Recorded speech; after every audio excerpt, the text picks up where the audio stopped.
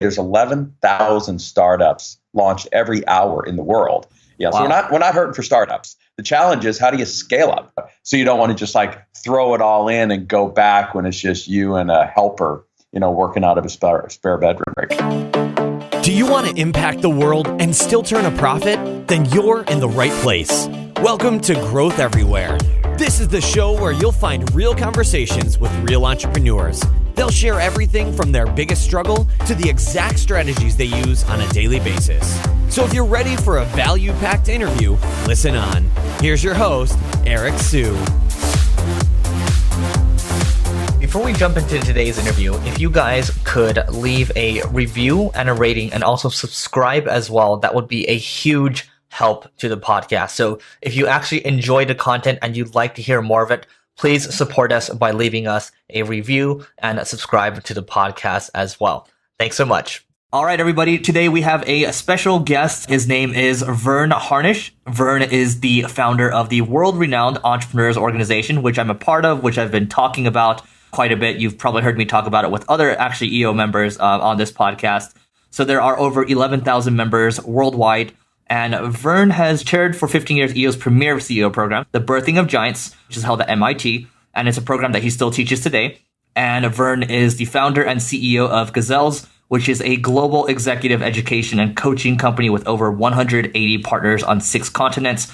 Verne has spent the past 3 decades helping companies scale up. And by the way, you have to check out the book, Scaling Up, if you're trying to grow your organization. The worksheets, the checklist, me being a lazy marketer, I like using those and just deploying. Print those out, use them for your business. Verne is also the Growth Guy syndicated columnist, and he's also the venture columnist for Fortune magazine. He's the author of the bestseller Mastering the Rockefeller Habits, and that actually translates into the Rockefeller Habits 2.0, which is Scaling Up. And it has won 7 major international book awards, including the prestigious 2015 International Book Award for Best General Business Book. Verne also chairs Fortune magazine's annual Scale Up and Growth Summits, and serves on several boards, including chairman of the Riordan Clinic and the newly launched Geoversity. And finally, last but not least, Verne is a private investor in many scale-ups. Verne resides currently in Barcelona, which is where he's calling in from right now, with his wife and 4 children, and enjoys piano, tennis, and magic as a card-carrying member of the International Brotherhood of Magicians. Verne, how's it going? Eric, thank you so much for that. And you're out in Vegas. I'm out in Vegas for a conference right now. I'm trying to get out of here as soon as possible, but I'm here enjoying my time. But Verne, great to have you here finally. Have been a long time admirer of kind of everything you do. Good. Well, it's always good to spend time with a fellow EO member. Great. So why don't you tell us a little bit about your story a little bit? I've talked about, I've given you that introduction, but maybe, how you came about, founding EO and kind of, what you're up to nowadays, kind of most recently. Well, I was in college and with a professor of mine, co-founded ACE, Association of Collegiate Entrepreneurs. And we got that thing global in about 36 months. And early participants, Michael Dell, Mark Cuban, we hosted the big event for Steve Jobs after being fired from Apple. And that then morphed in 1987. I founded what was YEO, Young Entrepreneurs Organization. You had to be under 30. Then we all turned 30. So we raised the age and kept doing it. Then we got rid of the word young. And now we're the Entrepreneurs Organization. So been at it, as you mentioned, this is my 35th year and really just trying to do one thing. How do we help startups, which, by the way, there's 11,000 startups launched every hour in the world.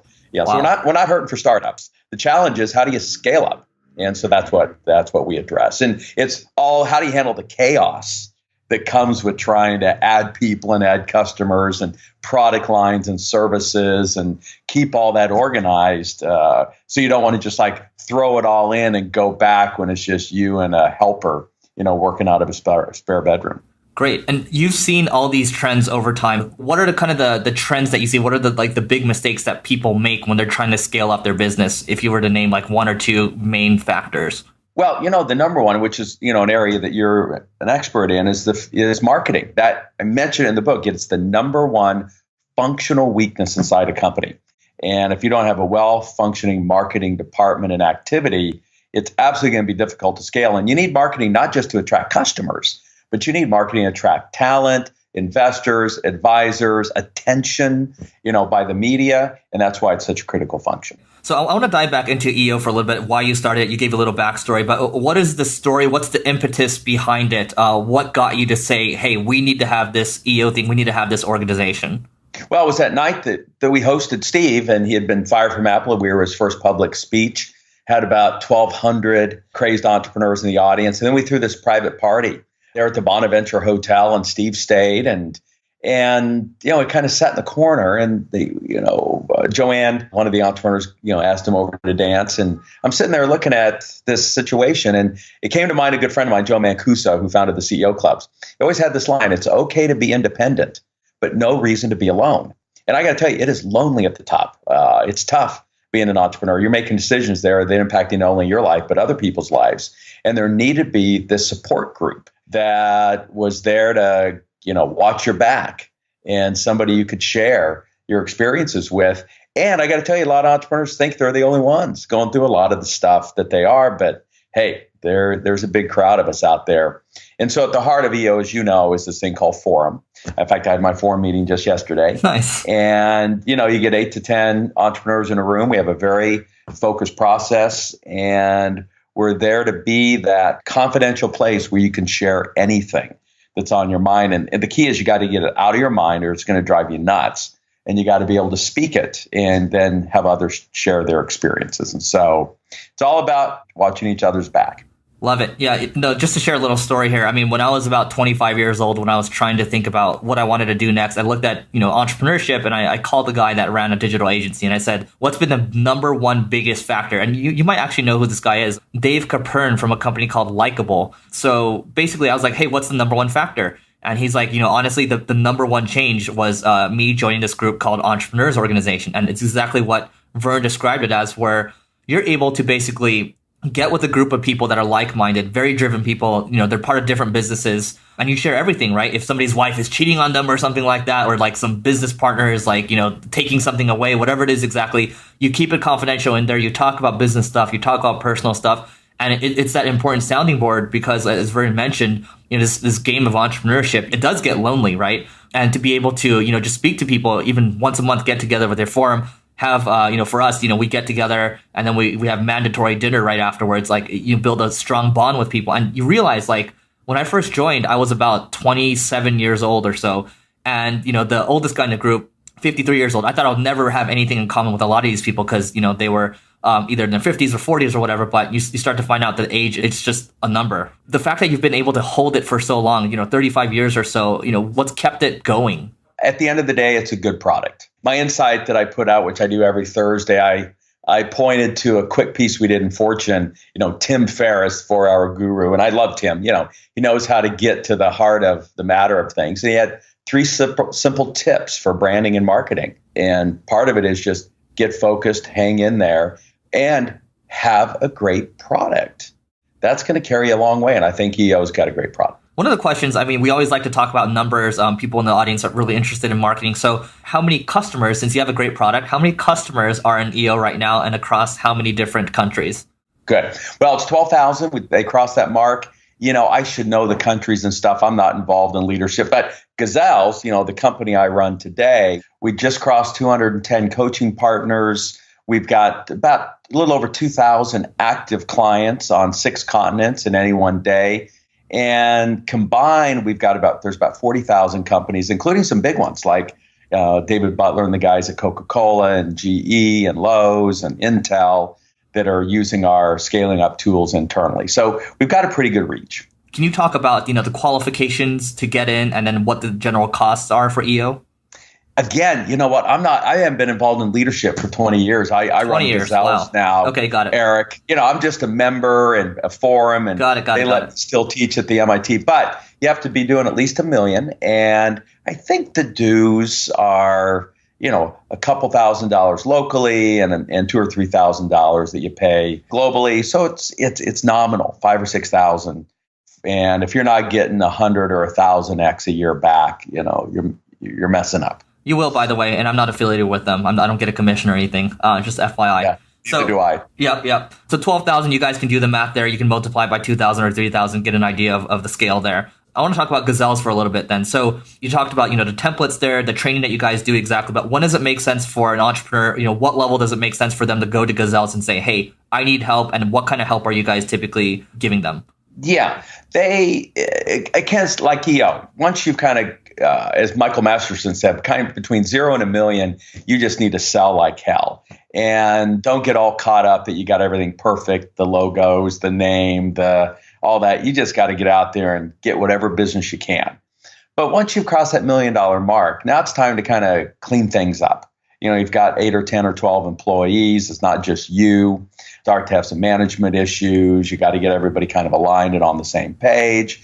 Anytime you get over 1 or 2 people, you've got communication issues, and our meeting rhythms help with that. And it's good to put together a very simple 1-page plan so you have an idea what is the priority this quarter, something that Mark Zuckerberg does it at Facebook. What do we have to do this year? And as Mark laid out earlier this year, he laid out kind of their big, hairy, audacious goal, where they're going in the next 10 years and kind of the roadmap.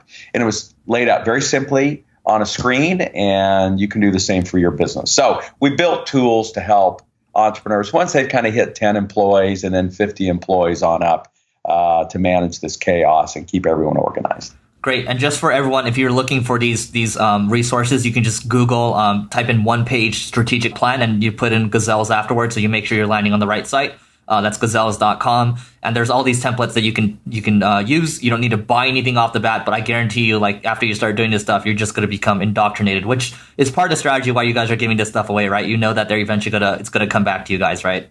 Yeah, for sure. And I might even recommend an easier site to get to, which is the one based on the book, scalingup.com. So the book is Scaling Up, the site scalingup.com, and we've got even a free chapter you can download on strategic planning, how to kind of prepare and run your first session. You got a sample 1-page strategic plan. And that's where all the tools are up there in multiple languages that you can download, and a lot of resources. So we're there to help. And, Adam Grant was right. You got to put it out first. And if you're doing good, it does have a tendency to come back. And I've had a great life, and our company's done well. Though we've just entered a new phase.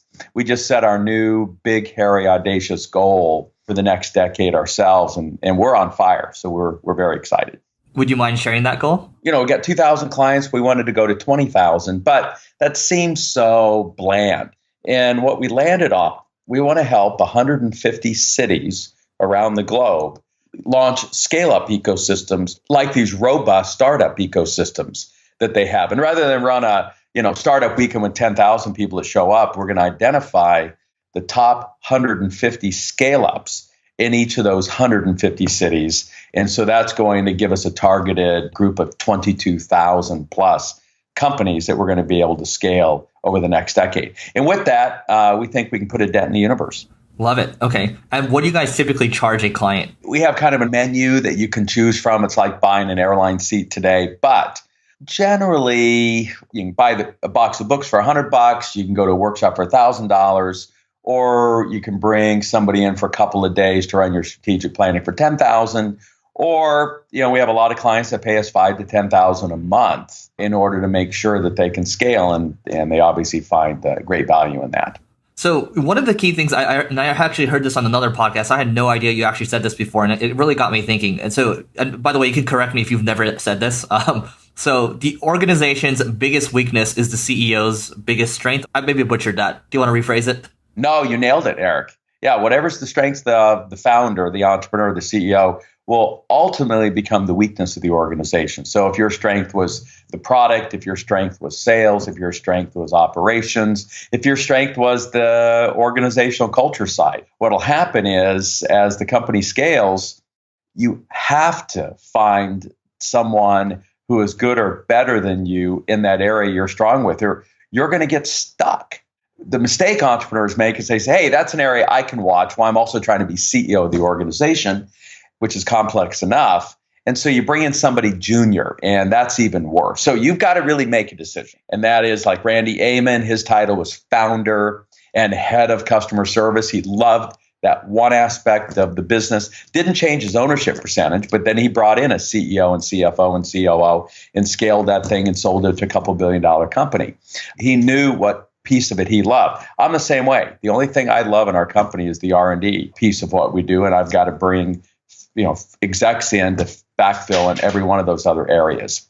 If not, like marketing, I was driving the marketing of our company, finally woke up and brought in a chief marketing officer, paid her more than I paid any other executive in our history, but our revenue jumped 40% that year. And all I wanted to do was stab myself for not having made that decision sooner. Hey everyone, it's Eric here. I just wanted to call out a very powerful marketing tool that we've been using for the past couple of years. It's called Ahrefs, and it basically allows us to see what kind of links we have coming to our site, how our keyword rankings are doing, and over time, what our link velocity rate looks like. Also, we can look at our competitors too, see how well they're doing. We can also use their keyword difficulty tool to see how many links are required to get to the top 10 for a very specific keyword. There's a host of other features as well, such as their Content Explorer, which shows you different content ideas that you can come up with. And it's just by far one of the best SEO tools that we've seen to date. So if you want to get access to this, just go to growtheverywhere.com/Ahrefs. That is spelled A as in apple, HREFS as in sugar. So it's growtheverywhere.com/Ahrefs, and you can go in and get access. So, if I were to use myself as an example, I love marketing. You're saying that basically I should find someone that's better than me. And then what would I do? First of all, I guess to confirm that's what you're saying, right? Well, you got to do one of two things. Because, as the company scales, you started out early wearing multiple hats. You're head of the company. You're also driving marketing. You may have been making the sales. And at times, some of the folks in the audience are actually, writing code. And that's fine, a 1 or 2 or 3 person organization. But if you want to scale, you're going to have to pick one of those activities. And so you either have to say, all right, I'm going to drive marketing full time, 24/7, and I'm going to backfill all the other pieces. And we have a worksheet called our FACE tool, Function Accountability Chart, that companies use to kind of, get down this list. Or you got to say, no, I want to be CEO of this company, and I'm going to have to backfill marketing. So it's a little bit like what the Google boys did with Eric Schmidt. They brought him in on the board. Then he was CEO for a while, for quite a while, until Larry Page felt like he could then step back into that role. And so you've got to pick and choose, Eric. So you said 0 to 1 million is all about sales, right? From 1 to 10 million, what should the CEO be doing? That's where you actually want to focus on gross margin. You're pretty lean and mean up until that million, and you don't notice it, but you just start throwing bodies and money at problems that start to rear their head. And where you had a good margin at $1 million to $3 million, you start to lose it at about 10 million. And that's when you wake up and say, wait a second, I've just tripled the size of the company and I'm actually making less money than I did before, if not losing money. That's when it starts to get out of hand. Okay, so gross margin from 1 to 10. How about from 10 to 100? That's when you want to then start looking at profitability and saying, all right, now we got to get this model stabilized and let's create a consistent profit machine. That's what everybody wants, is for you to figure out how to make a consistent profit machine in a very turbulent world. And if you do, they pay you the big bucks. And this is actually a 2-pronged question. So first, tell us about one big struggle you faced while trying to grow EO as an organization. My head was not into EO. Don't worry, we're going to do both. So we're going to do EO and we're going to do Gazelles too. It's funny. It scaled very rapidly. It took the first, kind of 48 months to get it organized. We got to 150.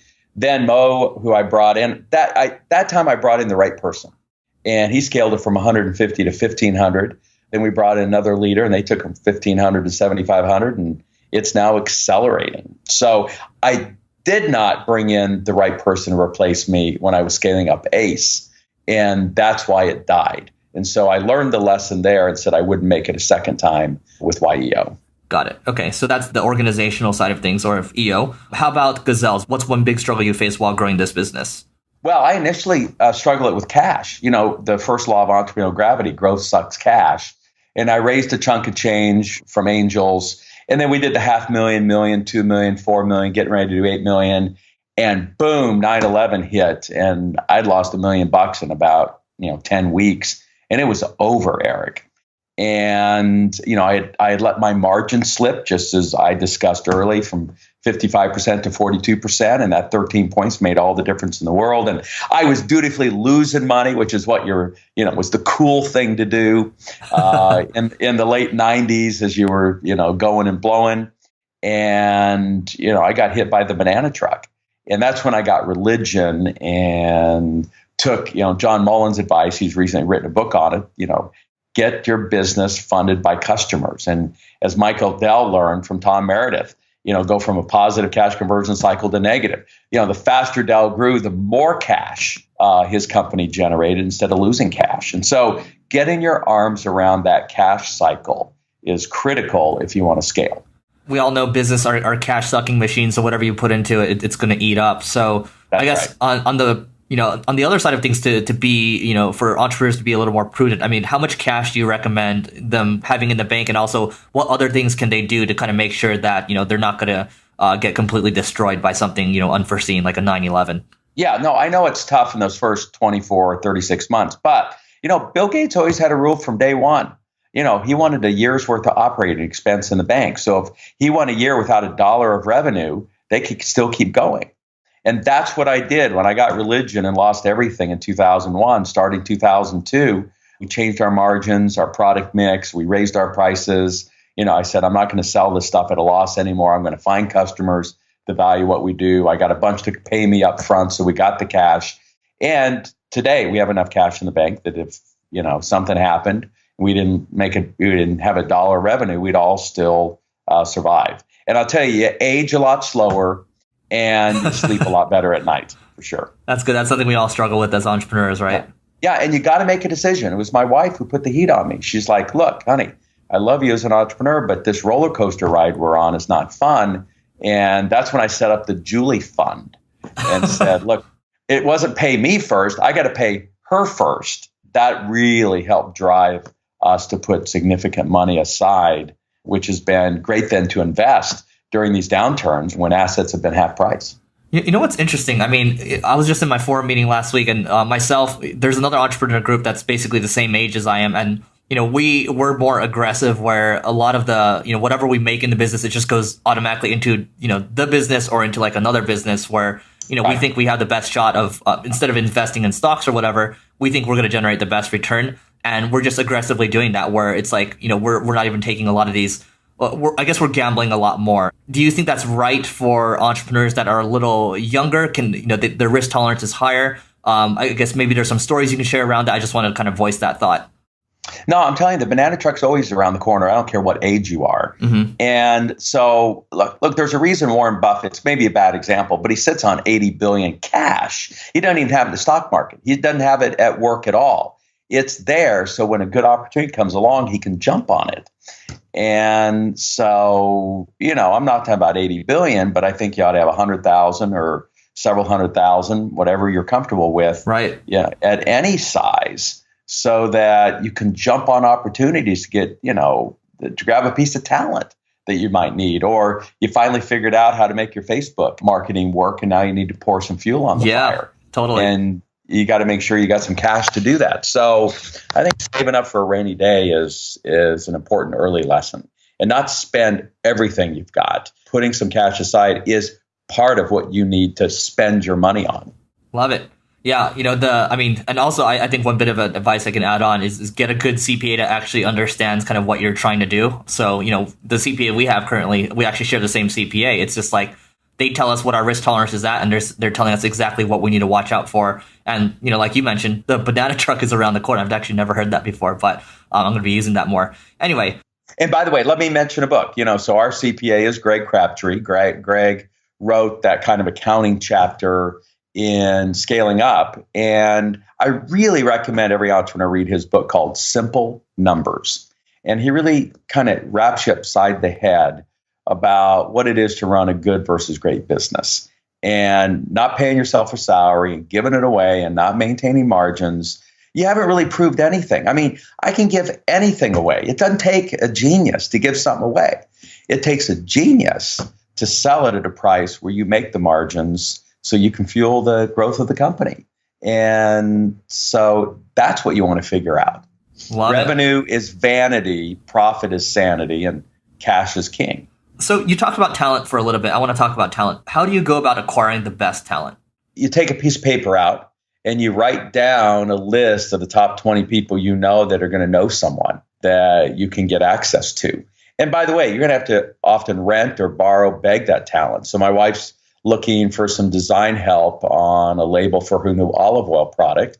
And, we got with some friends last night. And long story short, there's a top designer that owes my buddy a favor, and he's going to get right on this next week versus, he could waste 25 grand doing stuff like that. And so the key is really to work your network. And I don't think people take enough advantage of the folks that they already know. And you get on the phone and you say, look, Charlie, I know you know somebody. And he says, well, if I think of somebody, I'll get back to you. You go like, look, Charlie, you're not going to get back to me. I know how this works. I'm just going to be quiet. You got to allow for the pregnant pause and sit there and think, who do you know that might be the perfect person for me, for a day a week or full time? And you'll amass a list pretty quick if you're willing to do the heavy lifting. And by the way, you've got to learn how to top grade. Read Jeff Smart's book, Who, and learn how to interview properly, because knowing how to choose the right person, you hire the right people, your life's easy. You hire the wrong people, your life's miserable. It's just pretty simple.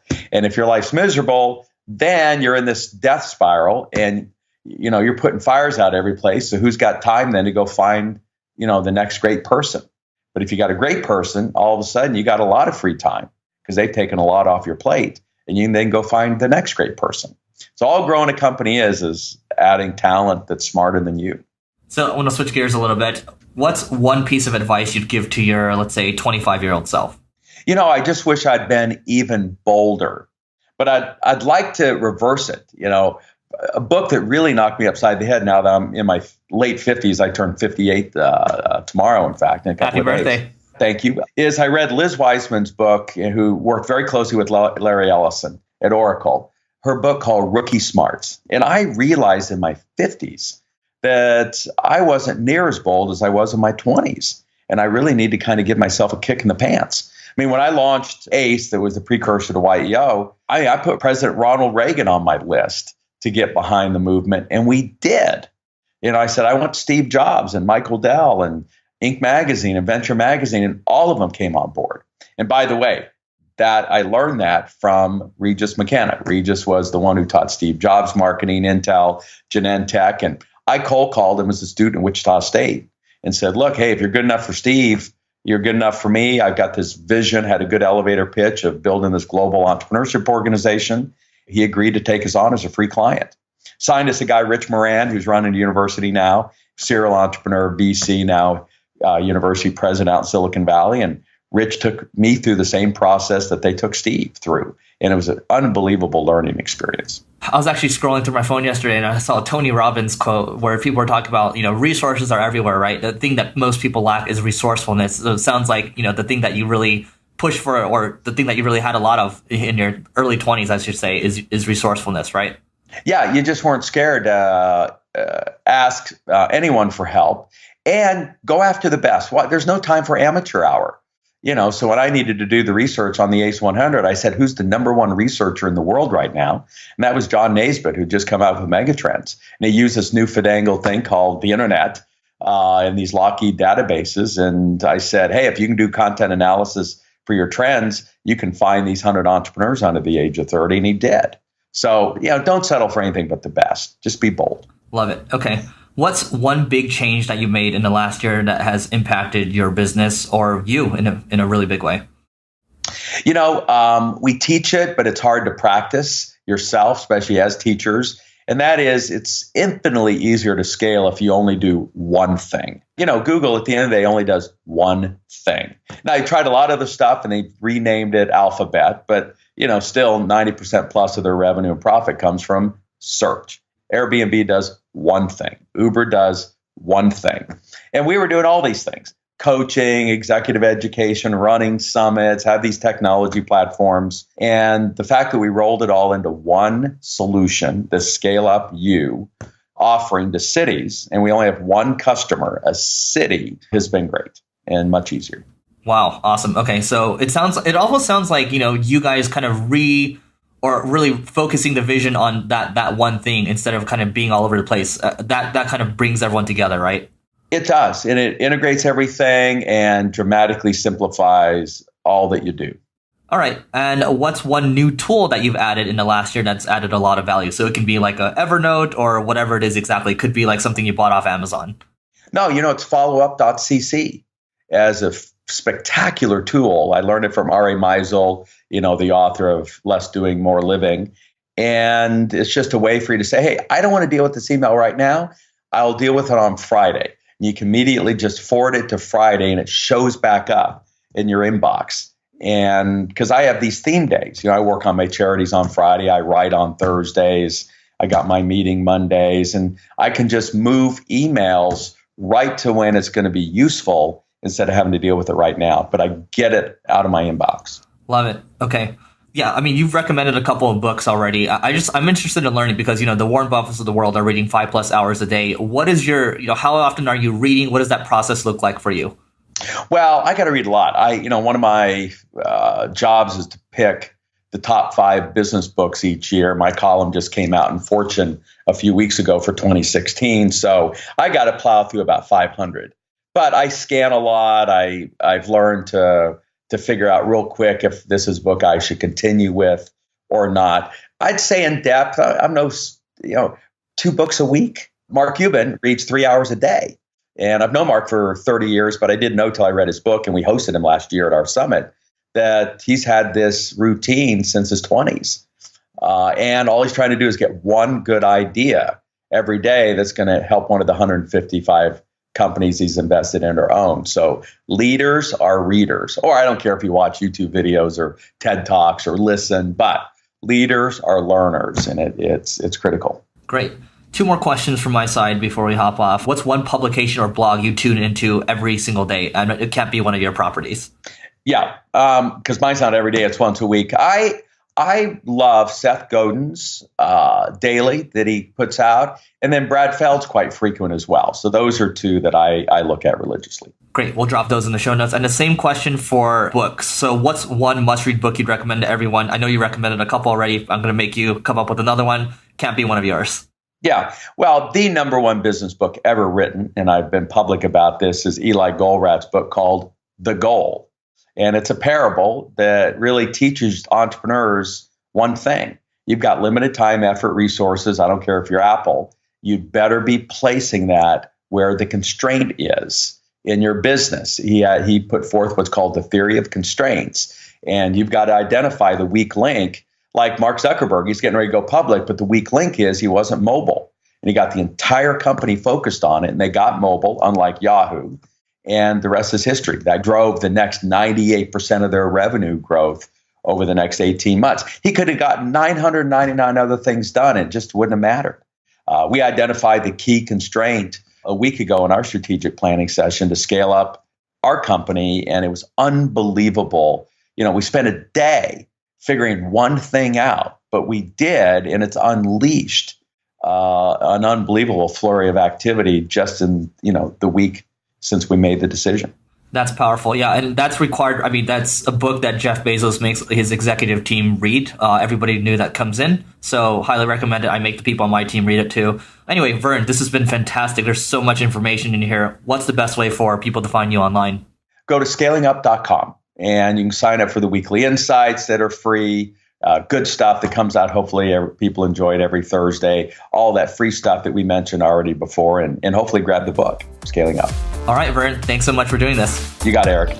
Thanks for listening to this episode of Growth Everywhere. If you loved what you heard, be sure to head back to growtheverywhere.com for today's show notes and a ton of additional resources. But before you go, hit the subscribe button to avoid missing out on next week's value-packed interview. Enjoy the rest of your week, and remember to take action and continue growing.